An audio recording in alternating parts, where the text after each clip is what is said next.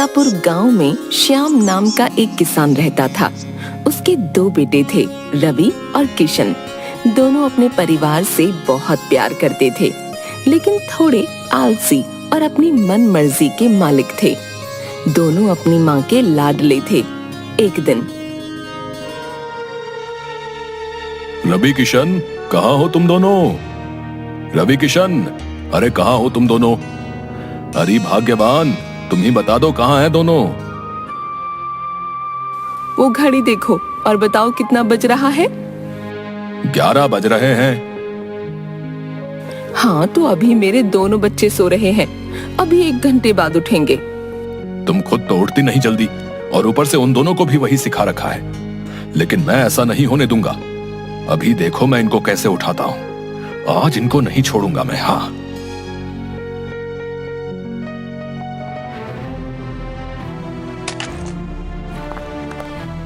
श्याम पानी लेता है और उन दोनों पर डाल देता है।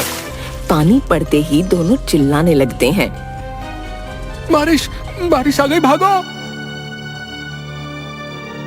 बारिश नहीं है नालायकों। किशन, माँ से कहो भिखारी को रोटी दे दे। तू ही बोल दे भाई, अभी तो आंख खोलने का मन ही नहीं कर रहा। भिखारी को भी अभी आना था। नालायकों, भिखारी नहीं है, तुम्हारा बाप हूं मैं। ये भिखारी की आवाज हमारे पिताजी की तरह क्यों लग रही है? हाँ, बिल्कुल उन्हीं की तरह ही लग रही है भाई। तभी श्याम पास में पड़ा अपना डंडा उठाता है और उन लोगों की पिटाई शुरू कर देता है। ऐ, ऐ, ऐ, ऐ, ऐ, पिताजी, पिताजी, पिताजी, पिताजी! अरे अरे बस करो, सुबह सुबह मेरे बच्चों को मार रहे हो। तुम्हारे ही लाड़ प्यार ने इन्हें बिगाड़ रखा है। ना घर का काम करते हैं, ना बाहर का काम। बस पूरे दिन खाना और सोना है। पिताजी, हम खेतों का काम करने के लिए नहीं बने। हम तो महामंत्री और मंत्री बनने के लिए पैदा हुए हैं पिताजी। हाँ पिताजी, हमसे ये खेत वेत का काम नहीं होता। हाँ, अब तुम मेरे बच्चों को कुछ नहीं बोलोगे। ठीक है, मैं तुम लोगों से 1 महीने तक कुछ नहीं बोलूंगा। लेकिन अगर 1 महीने बाद भी तुम मंत्री और महामंत्री नहीं बनाए, तो तुम दोनों को खेतों में मेरे साथ काम करना पड़ेगा। ठीक है पिताजी। हाँ पिताजी, ठीक है। चलो अब आप जाओ और हमें सोने दो। है? अभी भी तुम लोगों को सोना है? हाँ पिताजी, अभी तो 12 बजने में पूरे 45 मिनट हैं। और अभी तो आपने कहा कि आप हमें कुछ नहीं बोलोगे। हाँ, चलो जाओ जाओ, सोने दो मेरे बच्चों को। श्याम वहाँ से चला जाता है और वे दोनों दोबारा सो जाते हैं। थोड़ी देर बाद दोनों उठते हैं। उठ गए नवाब साहब? जाओ खाना खिलाओ अपने इन लाडलों को। सब खाना खाने बैठ जाते हैं। खाना खाने के बाद श्याम खेतों पर चला जाता है और किशन, रवि दोनों जंगल की तरफ घूमने के लिए बाहर चले जाते हैं और एक जगह पर बैठ जाते हैं। किशन, हमने पिताजी से कह तो दिया कि हम महामंत्री और मंत्री बनेंगे, लेकिन कैसे? अरे रवि, तू इतना परेशान क्यों हो रहा है? कोई ना कोई तरकीब तो निकालेंगे ही। वे दोनों यही सोचते रहते कि क्या करें। थोड़ी देर बाद, महामंत्री और मंत्री बनने के लिए हमें सबसे पहले महल के अंदर पहुंचना होगा और महाराज को अपने बारे में बताना होगा। तो देर किस बात की है, चलते हैं। दोनों राजा के महल में जाते हैं। कौन हो तुम दोनों? महाराज, हम इसी गांव में रहते हैं। महाराज, हम दोनों को काम चाहिए। ठीक है, हम तुम दोनों को माली का काम देते हैं। ठीक है महाराज, ठीक है। दोनों महल में माली का काम करने लगते हैं और धीरे धीरे राजा के मन में अपनी जगह बना लेते हैं। एक दिन रानी भागती भागती दरबार में आती है। महाराज, महाराज! क्या हुआ महारानी? आप ऐसे भागते हुए क्यों आ रही हैं? क्या हुआ आपको? आप रो क्यों रही हैं? महाराज, हमारा सबसे प्रिय हार चोरी हो गया, जो हमारी माँ ने हमें दिया था। उनकी वही आखिरी निशानी थी हमारे पास। हमें वो हार चाहिए। आप परेशान मत हो महारानी, हम वो हार आपको जरूर ला कर देंगे। महाराज, कुछ करिए आप, हमें वो हार चाहिए।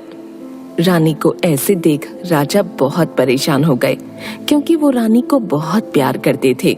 उन्होंने वो हार खोजने के लिए नगर में घोषणा करवाई। सुनो सुनो सुनो, जो भी महारानी को उनका प्रिय हार ला कर देगा, महाराज उसे मनचाहा इनाम देंगे। सुनो सुनो सुनो। घोषणा को सुनकर सभी लोग रानी का हार खोजने में लग जाते हैं, लेकिन किसी को भी हार नहीं मिलता। कई दिन ऐसे ही गुजर गए और रानी दुखी रहने लगी। रानी की ये हालत देखकर राजा को बहुत बुरा लग रहा था। एक दिन, महाराज महाराज। कहो, क्या कहना है तुम दोनों को? महाराज, हम दोनों भी एक बार महारानी का हार तलाश करना चाहते हैं। नहीं नहीं, अब हमें आस मत दिलाओ। हमें पता है वो हार नहीं मिलेगा। महाराज, हमें एक मौका तो दीजिए। मेरे भाई एक ज्योतिषी हैं और वो इतने दिन से नक्षत्रों की गणना कर रहा था। आज अमावस्या की रात है। वो पूरी रात ध्यान करेगा और विद्या से पता करेगा कि महारानी का हार कहाँ है। अगर ऐसा ही था तो तुमने पहले क्यों नहीं ढूंढा? वो महाराज, हम दोनों चाहते थे कि गांव वालों को भी मौका मिलना चाहिए ना। ठीक है, दिया तुम्हें एक मौका, लेकिन अगर तुम दोनों वो हार नहीं लाए तो तुम दोनों को फांसी की सजा दी जाएगी।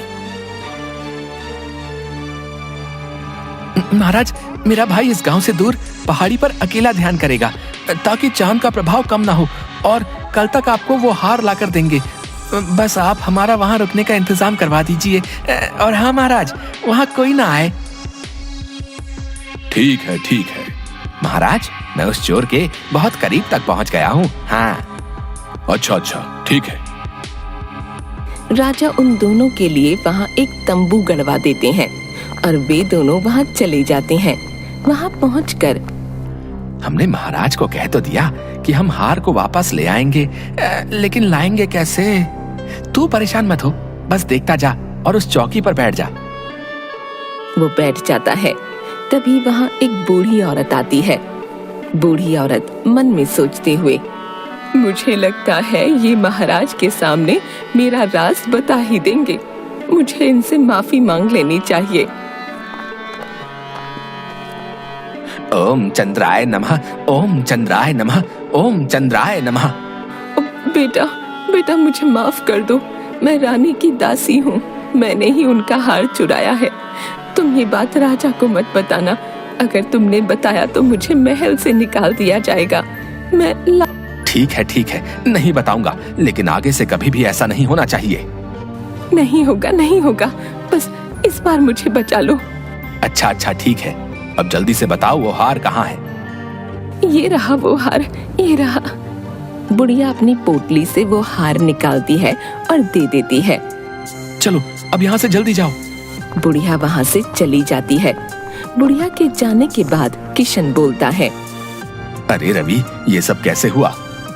मुझे पता था कि हार चोरी हुआ है और चोर अपने आप को बचाने के लिए हमारे पास जरूर आएगा, इसलिए तो मैंने महाराज से ये घोषणा करवाई थी।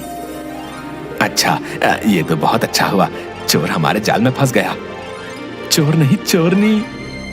अगले दिन राजा उस तंबू के पास आता है। रवि किशन, क्या वो हार मिला? ये लीजिए महाराज, महारानी का हार। ये कैसे मिला? कैसे मिला तुम दोनों को? तुम दोनों ने तो सच में कमाल कर दिया। वाह, क्या बात है। हम तुम दोनों से बहुत खुश हैं। बताओ तुम्हें क्या चाहिए? महाराज, मुझे महामंत्री और मेरे भाई को मंत्री बना दीजिए। राजा ने अपने वादे को पूरा किया और उन्हें मंत्री और महामंत्री बना दिया। ये बात जानकर उनके पिता भी बहुत खुश हुए और धीरे धीरे उनके पास अपार धन हो गया। देखा पिताजी, हो गया ना हमारा सपना पूरा। हाँ, हो गया, लेकिन मेरी वजह से। जब मैंने तुम लोगों को पानी फेंक के उठाया था, उसी का नतीजा है ये। हाँ।